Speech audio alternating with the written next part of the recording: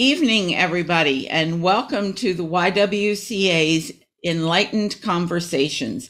Sorry for the delay this evening. We got off a little late because of some technical problems, all due to the fact that this is the first show this season. But we are coming to you this evening with a very important topic. So important, though, so important that it's gotten a day all to itself. This is National Voter Registration today, September 20th. Now, don't panic. That doesn't mean this is the last day to register. It's just a day set aside to talk about registering to vote if you've not already registered, how to register to vote, why it's important to do so, and most importantly, where you go to do this and how to get the job done. That's why we're meeting this evening. And our speaker this evening is going to help us with that process. Shirley McCormick is with us. She is the immediate past president of the League of Women Voters of the Harrisburg area. She has been a member of the League for about 17 years, serving on the steering committee for the League. She has served as secretary, as trainer, as a moderator for the candidate forum, and as a voter registration volunteer. And we are very happy to have her here this evening in that particular capacity. Welcome, Shirley. And can you tell us a little bit about the League before we talk about voter registration in particular? Okay. Thank you very much for inviting me, because as you said, this is something very near and dear to the League of Women Voters. We were formed 102 years ago, about 6 months before the 19th Amendment giving women the right to vote was approved by the required number of states. And primary purpose in that was to educate, to tell women how to get registered to vote, where to go to vote, how to find out about candidates. And for 102 years, that's been at the forefront of what we do. We're nonpartisan. We don't support any political party nor any political candidate. Our purpose is to make sure that people understand how to get registered to vote, how to find out information, so they are well educated. This because it's such an important thing to cast a ballot. And I appreciate that we're going to have this opportunity to talk to all of the people viewing this event about the importance of voting and how to go about doing that. Yes. That's great. That's great. One of the things that not all of our viewers might know is that the YWCA, although we do really emphasize the importance of being involved in the political process and the importance of voting. And in fact, Lewis is going to show us later on this evening an entire page on the website with particular data on voter registration. We are strictly nonpartisan. Awesome. We really are very opposed to standing up for this candidate or that candidate and excluding others, because it's a very personal decision that people have to make. One thing that I would like to make sure we get across to people tonight, though, is that it's very important that they make this decision based on solid facts. And so we're going to make sure this evening that we give people some good resources to go to, including the League of Women Voters, on where to find the truth about various candidates. My background prior to getting involved in a lot of the volunteer activities that I do now, since I'm retired, was in marketing and advertising. And so I can assure you that a lot of what we see on some very amusing political ads is not all very based in truth, but some of it's rather cute and kind of amusing. But we need more solid facts than that. So we're going to steer people towards some places to get some solid information. But tell us first, Shirley, some more about why it's so important that we take this so seriously. Okay. Jean, first slide on this PowerPoint, assuming everything works well. Lewis, do you have that? Lewis. I thought his name, I'm sorry, Lewis.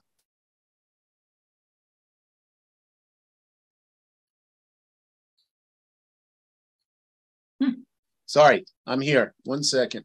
Okay.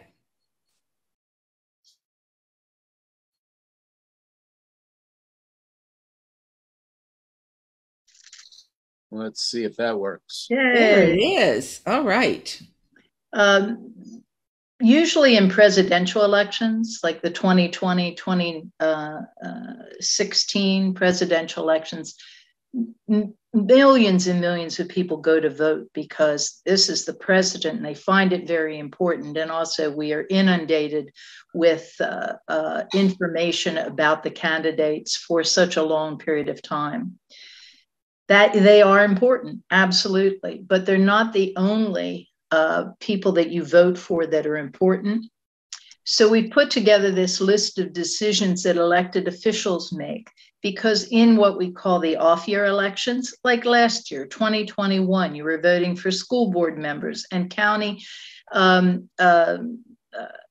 solicitors and or treasurers or township supervisors or mayors of cities.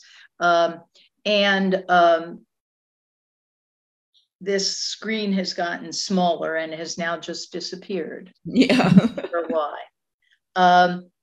But I wanted to go over some of the decisions that elected officials make, such as minimum wage.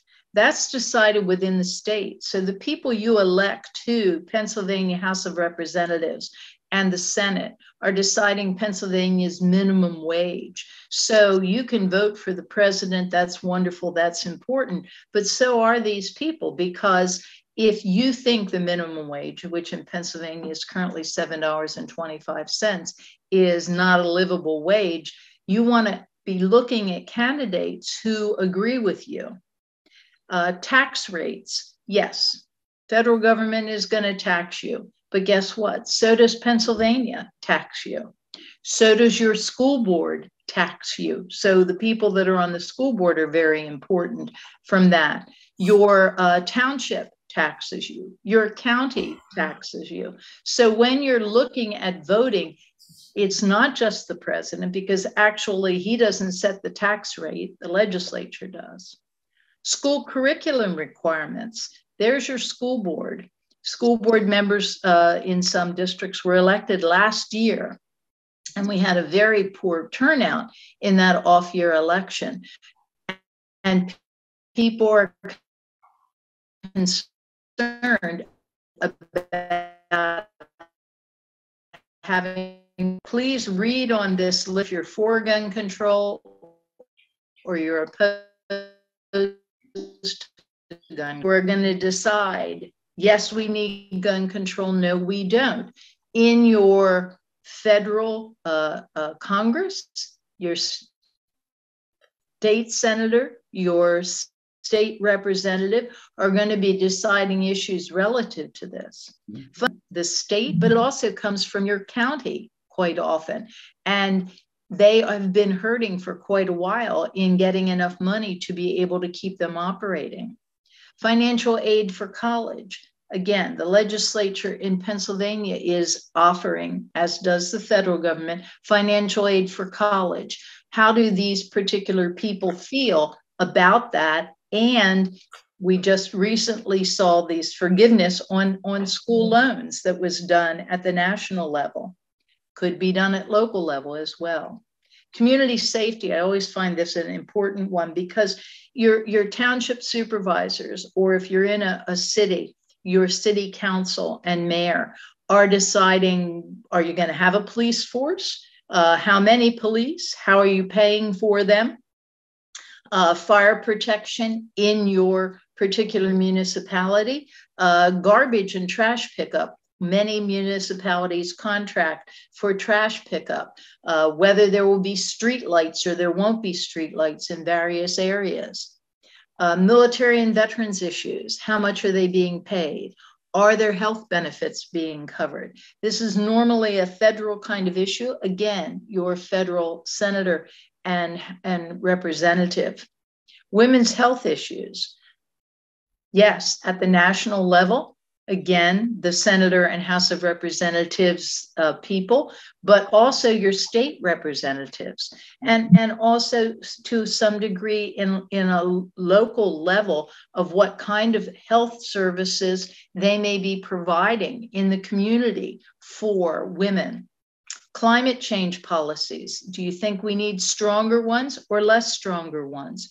And yes, at the national level, but certainly at the state level as well as the local level, because municipalities can decide whether they're going to allow certain kinds of businesses to operate, or if it's a farming community, what kind of restrictions they may be putting on farmers. LGBTQ policies.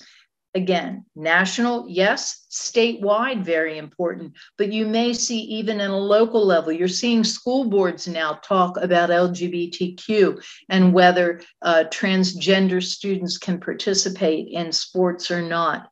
So who you're electing to the school board, depending on your position on that issue, is important. Licensing requirements. I don't care what your license is, whether you are a beautician, whether you're a doctor, whether you're a nurse, whether you're a long distance truck driver, the state's setting licensing requirements for you. And do you have a concern about the restrictions or the lack of restrictions in getting licensing? So these are just some of the issues. It's not just the president, but this is why it's important. Some of these issues may be of great importance to you. Maybe some of them you could care less about. But if there are, you want to find out candidates who are running in your local elections, your state representatives, state senators, if they happen to be up for election in November. What is their position on these things? And is that position in alignment with what I want, what I think is important? Because that's the person I want to vote for, that sits on the same side of the fence on these issues that I sit on. So we can go to the next slide, because there's an additional perspective on why it's important to vote. At least I think a different perspective. So who makes the decisions for your future? We talked about all of these issues that elected officials are going to be deciding, but who's voting for them? These statistics come from data reported to the US Census Bureau in the 2020 census, relative to people who voted in the 2020 election. Now, again, these percentages are high because it was the 2020 presidential election. So of the 18 to 24-year-olds who were eligible to vote, if you're 18 to 24, you're eligible to vote if you're a citizen, 51% of them voted in the presidential election. Whereas people 65 and older, 74% of them cast a ballot in 2020 election. Now, why is this important? Well, who's making the decisions? Because I can pretty much guarantee you that someone 65 or older has a different perspective on issues than that person 18 to 24 has. They are looking at things totally differently. Maybe not totally differently, but they may have different priorities. So if the 18 to 24-year-olds are saying, hey, I'm not going to bother voting, why should I bother? Trust me, those people over 65 are going to cast a ballot. And so what they think is important is going to get the representatives, the senators, the county commissioners elected based on theirs. So whatever age bracket that you're in, if you're in the 24 to 30 or the 30 to 40, again, as you get into different age brackets, what becomes important to you changes. And so you want to make sure that the things you care about are the ones that elect people to represent those issues. So it's very important that we take this seriously and we encourage people in our own age bracket to get out and vote so that their perspective is seen. The other thing before we go on to how to register to vote, the question quite often I hear is, well, I voted and my guy didn't win. So what was the point of my going and casting a ballot? Okay. Your favorite football team, your favorite basketball team, baseball team, whatever you're thinking, they didn't win the game. Are you going to say, that's it? And some people do. I'm never going to watch them play again. Or are you going to be in the stands the next week, cheering them on, saying, okay, this time we're going to get it. And that's how you need to feel if your candidate didn't win. Okay, those issues are still important to me. So next time I'm going to try harder. I may try and convince some other people. I'm going to try and do more, and I'm going to go and vote, because giving up is allowing these other people, like these over 65-year-old people, to go and vote, because they're going to go the next year. If their candidate won, they are probably going to go back, thinking you may not come back because your candidate didn't win. There was a case, this is at least 6 years ago, in Virginia. Their House of Representatives is called a House of Burgesses, and there were two candidates who actually literally tied, and they decided who the winner was by putting both names in a bowl and pulling a name out, and that became the person that represented that particular district in their House of Burgess.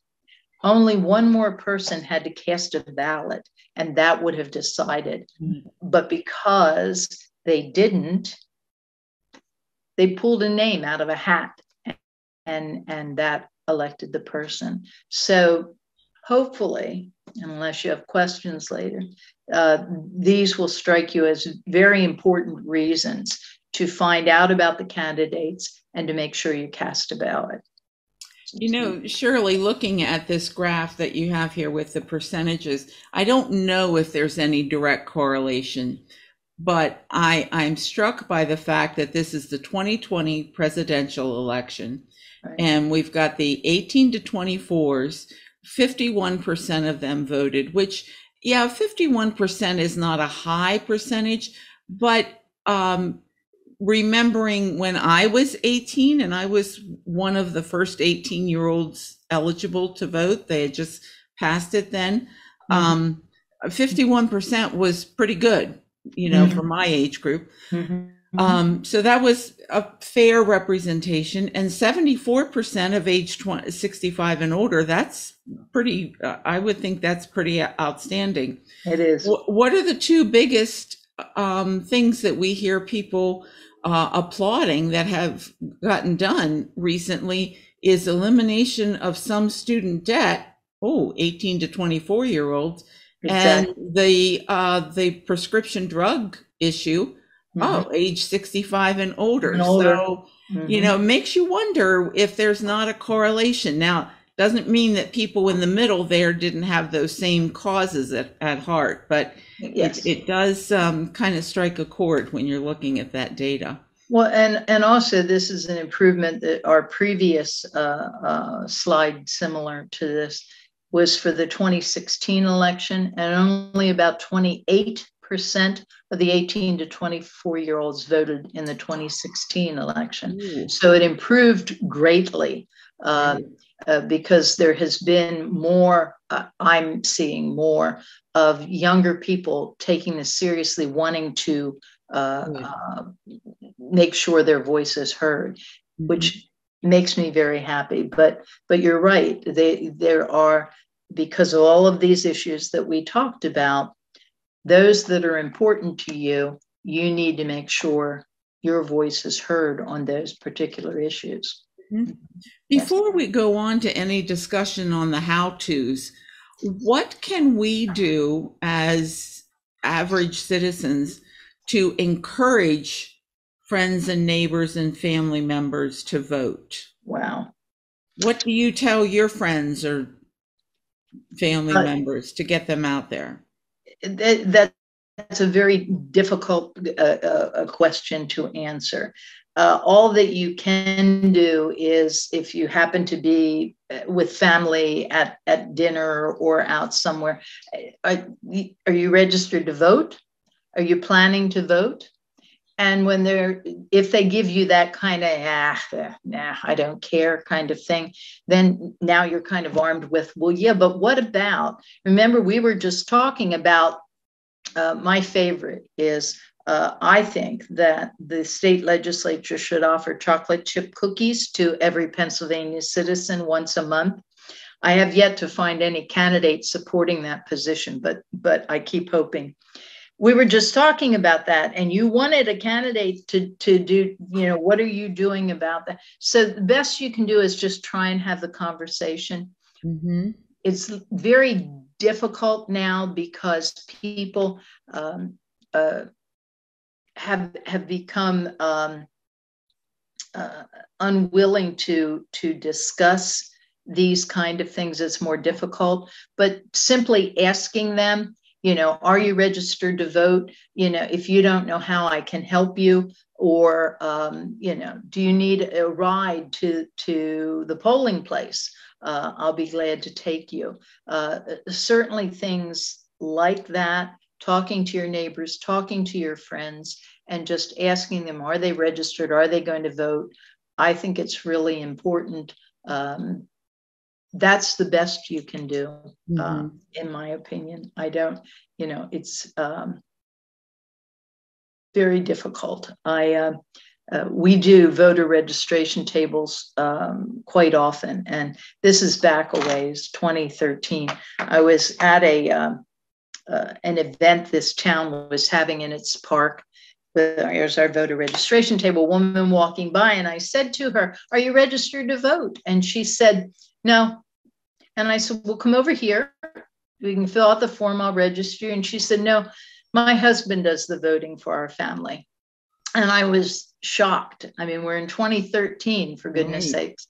And she, there was my attempt to say to her, but, you have a right to vote too, was not going anywhere. Again, the best you can do is offer. You're concerned about this. You can do your own voter registration thing. Go to your election office, get the forms, set up a table at, you need the permission in front of some store if they'll allow you to have a table, and register some people to vote. Mm-hmm. Yeah. It's my father, who is long since passed, but he often commented that if you don't vote, you have no right to complain. So that usually that's usually my line back to someone if they aren't registered. And, if it's a family member or someone I see on a regular basis, I try to remember that, after the election or months into the term of whomever it was that they didn't care for, if they start complaining, I'm like, wait a minute. Seems to me you told me you didn't vote, so you have no right to complain. Let's change the topic, Yes. I don't know if it does any good, but at least it gets us off a sticky topic with a little bit of a chuckle, and maybe it'll stick, kind of delivering the news with a little honey instead of a barb. I think that's excellent, and it might actually encourage some of them to now go and vote the next time. Yeah, well, there's always hope. Very valid point. There's always hope. So, Louis, before we move into the how-to, do we have questions or comments from anyone? Let's see. Well, we've had a couple of positive comments about cookies monthly.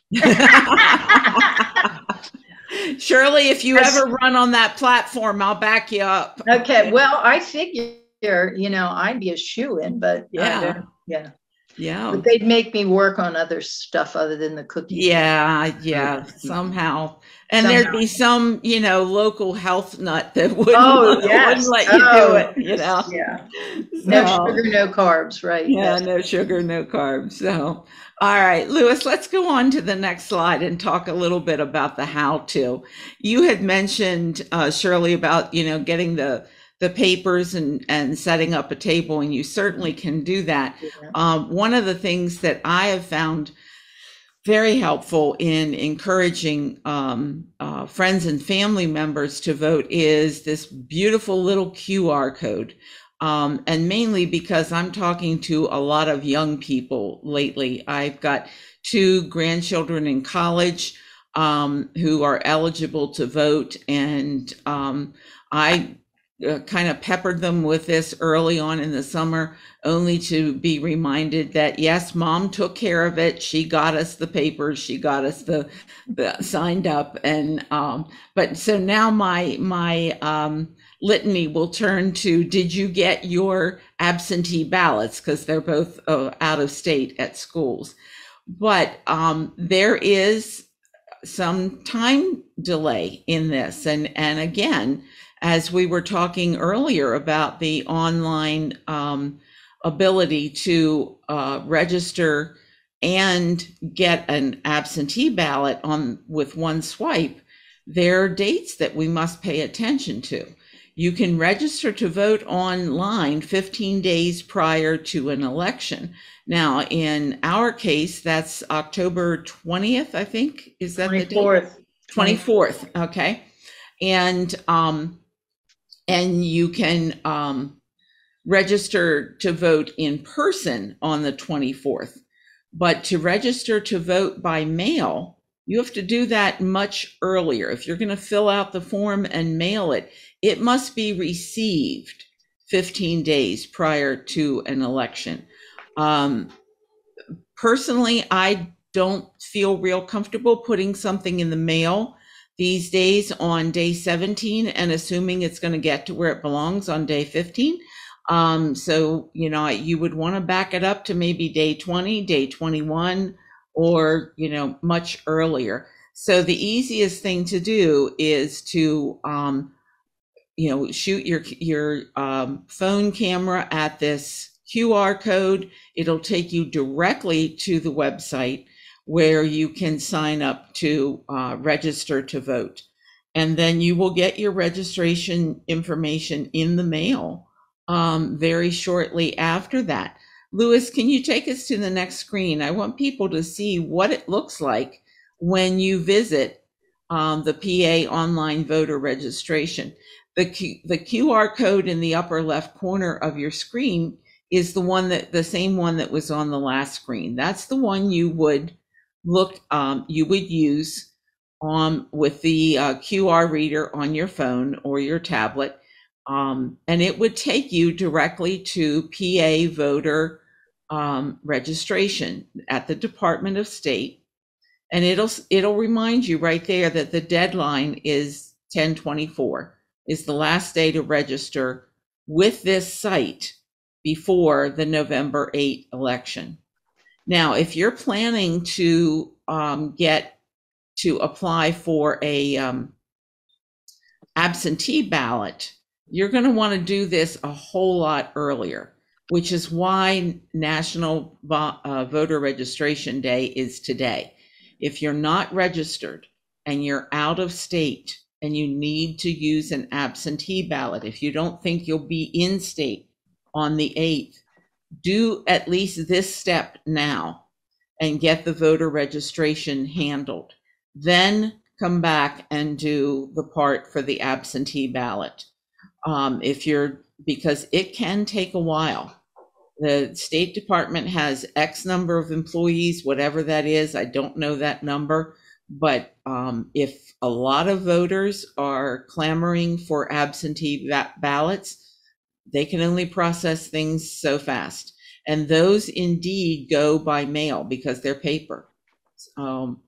I personally use an absentee ballot primarily because I have mobility issues and standing in line is just about impossible for me.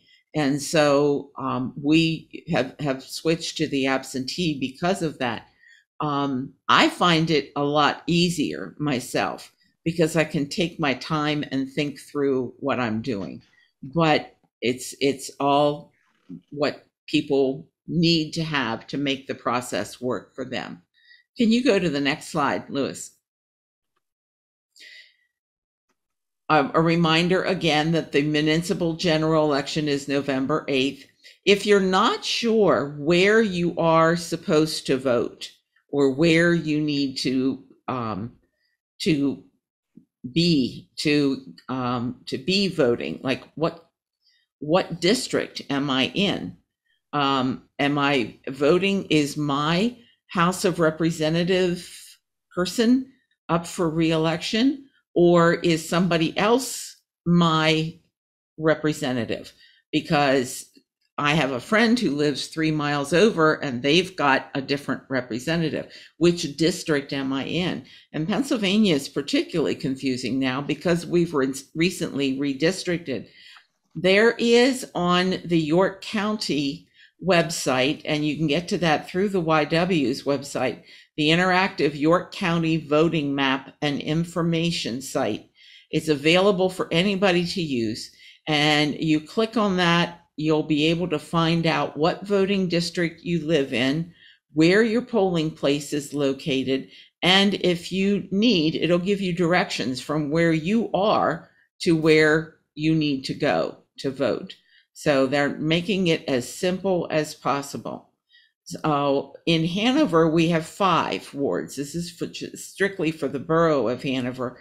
Of course, if you're a Hanover resident, you know that Hanover is surrounded by a horseshoe of townships, and each one of those townships have their own voting areas. But within the borough, there are 5 voting wards, and each one of those is set apart by different locations. Calvary Bible, St. Mark's Church, the Utz Pavilion, Mental Health Office at 261 North Franklin, and St. Paul's Lutheran Church on York Street. So each one of those places is different. If you report to one of them and you are not registered to vote at that one, don't panic. These people who work the polls are angels, in my opinion. They will tell you now, they'll ask you, where do you live? Okay, then you belong to this ward. They've got some map superimposed in their head, I think, that they can fire off these answers very quickly. And maybe there's 1 or 2 that have to look up an address, but they know, and they'll figure out where you belong. They'll send you on your way, and it's a very simple process. So, next slide, Louis. If you need that absentee ballot, you've used the QR code, you've registered to vote, and now you find, oh no, don't go that far, please. Okay, we'll stay here for a minute. You've registered to vote, and you found that you need that absentee ballot. You're going to be out on a business trip, you're going to be out of town, you're in college, and your college is out of state. Then you're going to want to apply for that ballot. I couldn't find a QR code for that, but there is a website address, and I'll leave this up here for a few seconds if you want to write it down. The application for the ballot must be received in the county office by 5 p.m. on November 1st.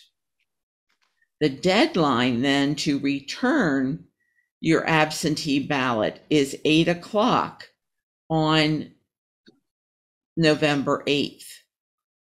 Now that assumes that you will then be at your residence or back in the area on the 8th, which it to me reads a little confusing. It kind of negates the reason for the absentee ballot. So I may not be understanding it correctly, but that's exactly how it's listed there.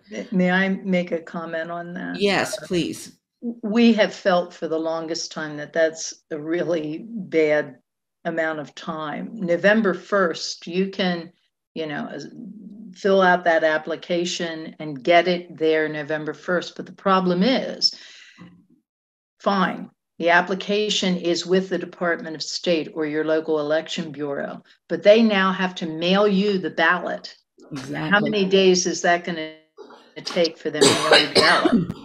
Exactly. And then you have to have it completed. And if you are out of state, you have to mail it back to them by 8 o'clock on the 8th. So regardless of the fact that November 1st is your deadline, request it earlier, much earlier than that, so that you're sure that you have the time to get the ballot mailed to you and return by the 8th.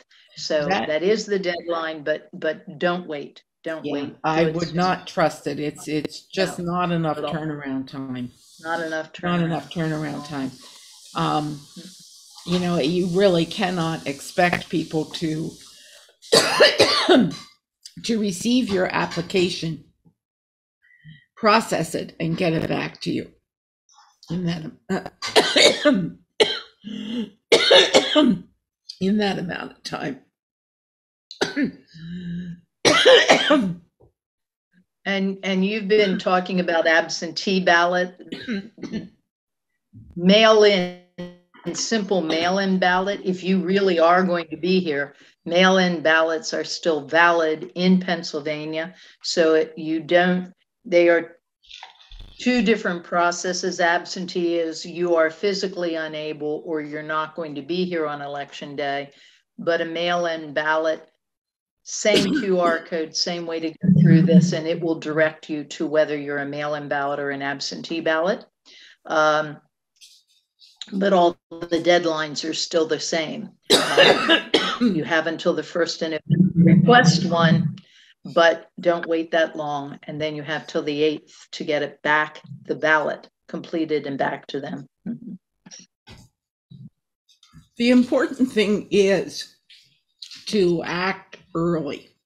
Yes. And that's a large reason why we're tackling this topic here in September. Right.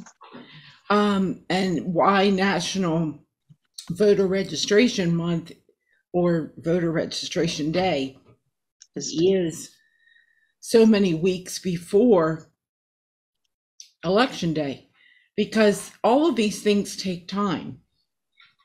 It also takes time for you to look into, excuse me, fall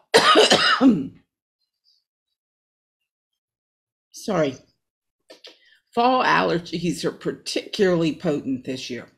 So my apologies. But it also takes time for you to really delve into the individuals running for office and what they stand for, what they plan to do for you on your behalf should they be elected, and what's really important to them. And then the other thing is, what have they done? What is their history? If they've served before, or if they've served in other capacities, what is their training and their background? And as I mentioned earlier, there's a lot of really imaginative, cute ads that we see. Used to be only on the years that there was a presidential campaign, because sometimes only the presidential candidates had the money to afford them. Now people are just so creative, and there's all kinds of interesting ads. I enjoy watching them. I get a chuckle out of a lot of them, but I don't get a lot of information.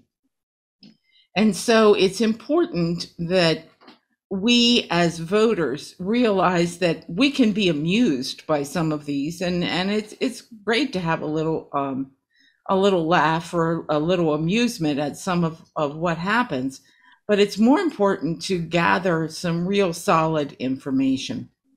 And that's where groups like the League of Women Voters and other advocacy groups, nonpartisan advocacy groups like AARP and other groups like that, will really turn out to be your best friend in an election year. That they will do the research, they'll find the hard information for you as to what is truly available on a particular candidate or a particular topic. And let's say your interest is really in climate change, and you want to see which candidates have mentioned it, have put it in their platform, have solid plans to do something. And what are those plans? You can go to these various websites to see.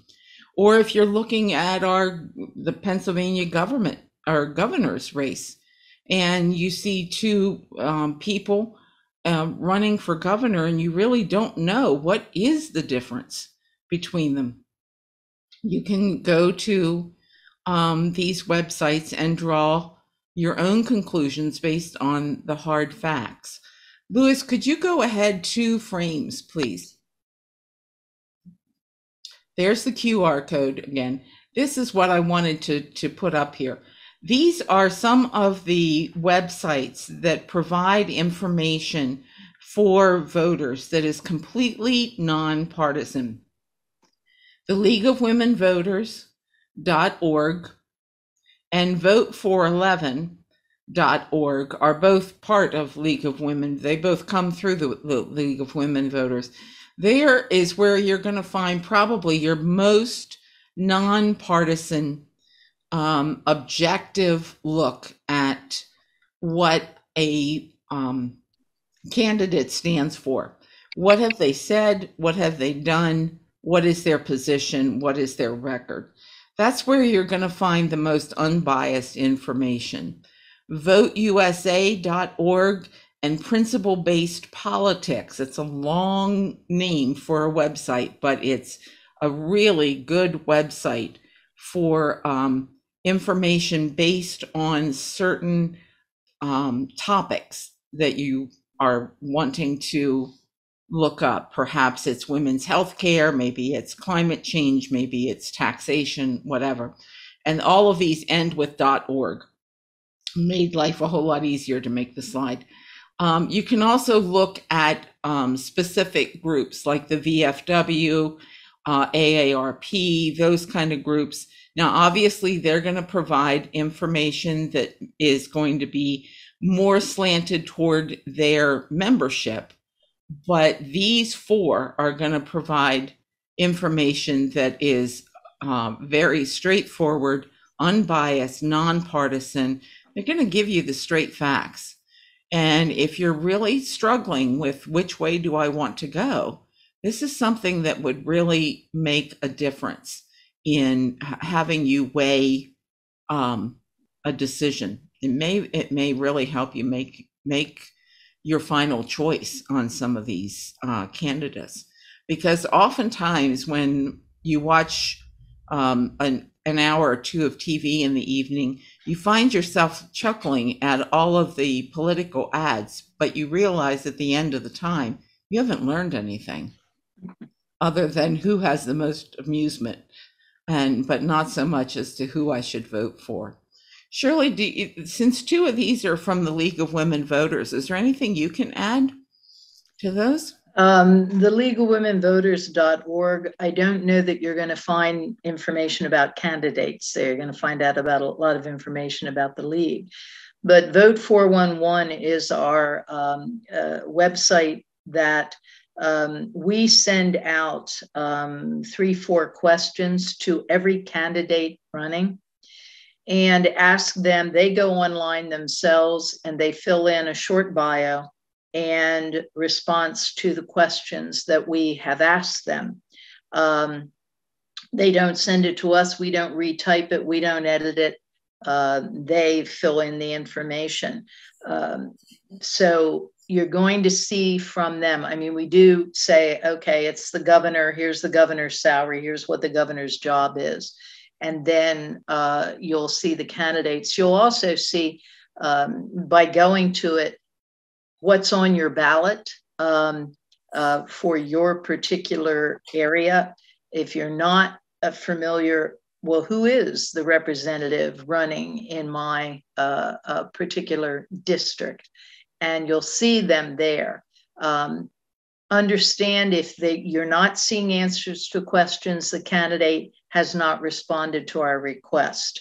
But it is a good way for you to see their responses on particular questions, which may or may not be questions you're interested in, but it gives you a perspective on certain aspects of their campaign where they stand on issues. And that's what Vote 411 will do for you. Mm-hmm. That's good to know. It's good to know the process behind the data collection. So, can I ask you a question, Shirley, on getting to know candidates? I noticed in your intro, you had mentioned that you've worked as a moderator for candidate debates and or candidate forums. How helpful do you feel that the debate forum is for us as voters to get to learn what a candidate is like or what they stand for? I have found them to be extremely helpful. Because the ones that we have held, we are taking questions from the audience. So the audience is getting the opportunity to ask what is important to them. And the candidates do not see the questions ahead of time, so they need to be prepared to respond to their constituents and be willing to discuss.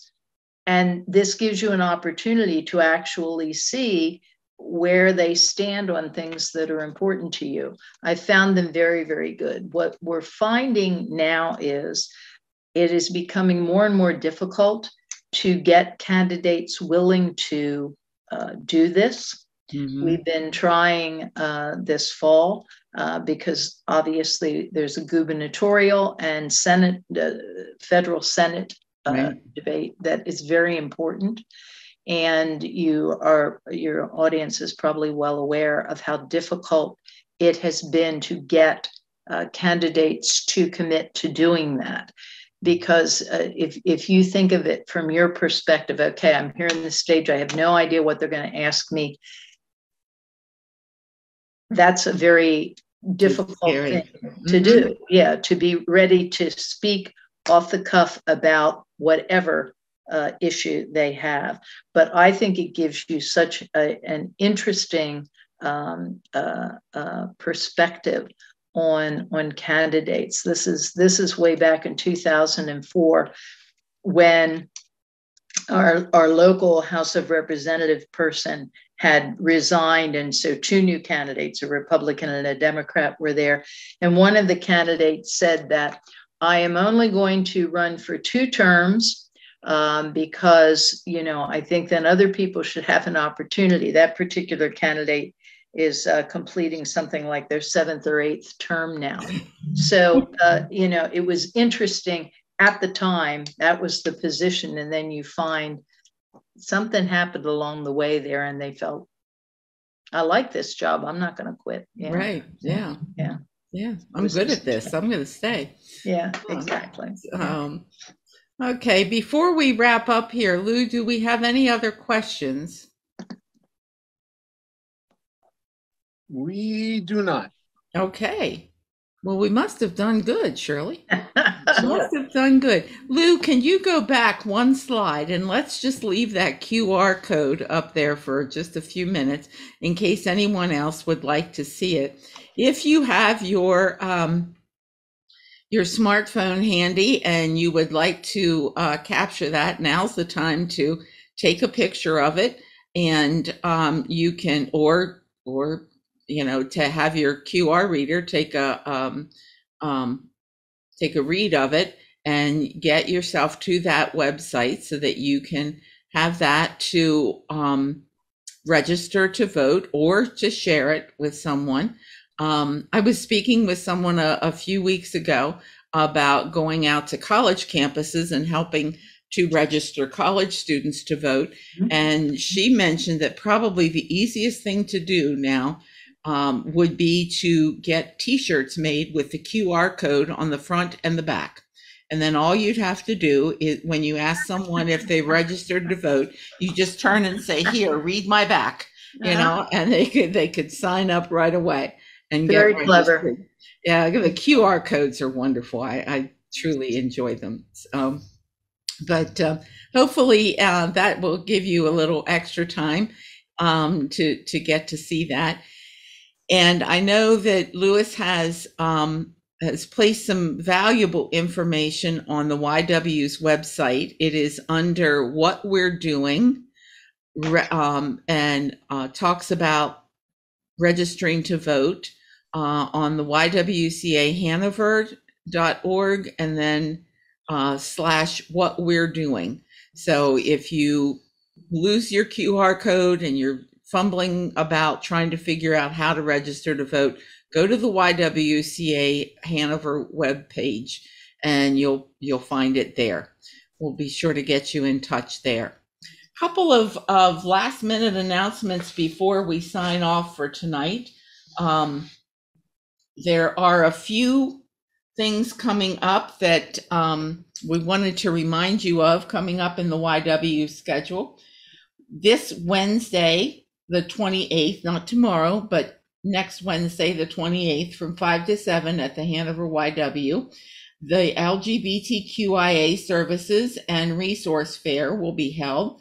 And it'll be a chance for people to come out and see all the services that are offered to our local LGBTQIA plus community. So that might be something you want to check out. It'll be from 5 to 7 on Wednesday, the 28th.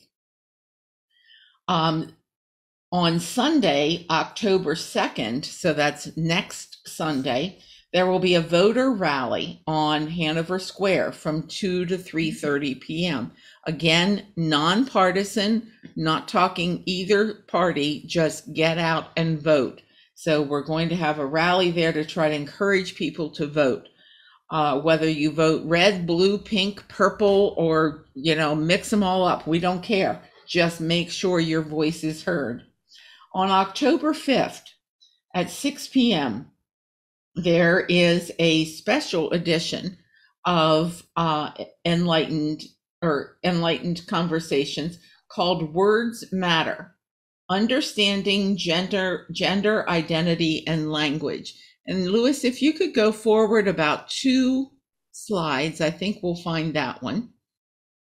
Yeah, there it is. I did remember where it was. Words Matter, Understanding Gender Identity and Language. This is a special conversation with allies, teachers, friends, and families of all ages. It's presented by the YW and the community, community. I never say that quite right. And I have trouble with those 2 consonants together. But our special guest speaker is going to be Lauren Frank, who was a Hanover native, now lives in the Pittsburgh area, an LGBTQ activist and social worker.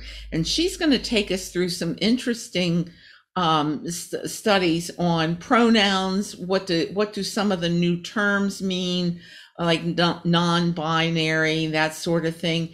How do I even start some of these very important conversations? So I think it's going to be a very interesting conversation to have. And we're hoping to get people of all ages to chime in and be part of the conversation. People who are part of the community, people who are allies, teachers, friends, family, or people who are just curious and want to know so that they can be up to date with the proper vernacular. And that one will start at 6 p.m. on October 5th. Our next Enlightened conversation, regular 7 o'clock start time, October 24th, is on employment rights for those who are disabled. And Deb asked that we announce that there are still open spots for music in the morning on Saturday, September 24th, and theater class, which starts on Monday, September 26th. So there's still some spots in there for kids in some of the music and theater classes that she presents. So if you've got little ones that are interested in that, I think it'd be a great time for them. So if we don't see you on the 5th, or on the 24th. Hopefully, we will see you on the 2nd, on October 2nd for the voter rally. And in the meantime, go check your wallet. Make sure you have a voter registration card in there. And if you don't, go back to that QR code and get yourself registered. Shirley, thank you very much for your patience this evening. Thank you for having me this evening. I really appreciate it. And what you're doing is tremendous. Well, thank you. Thank you. Thanks, Louis, for keeping us afloat. Yes. All right. And as we stop our live stream, just want to remind everybody, for more information on voter registration, go to ywcahanover.org. You can also follow us on Facebook and other social media sites. Have a great evening. All right. See ya. Bye-bye.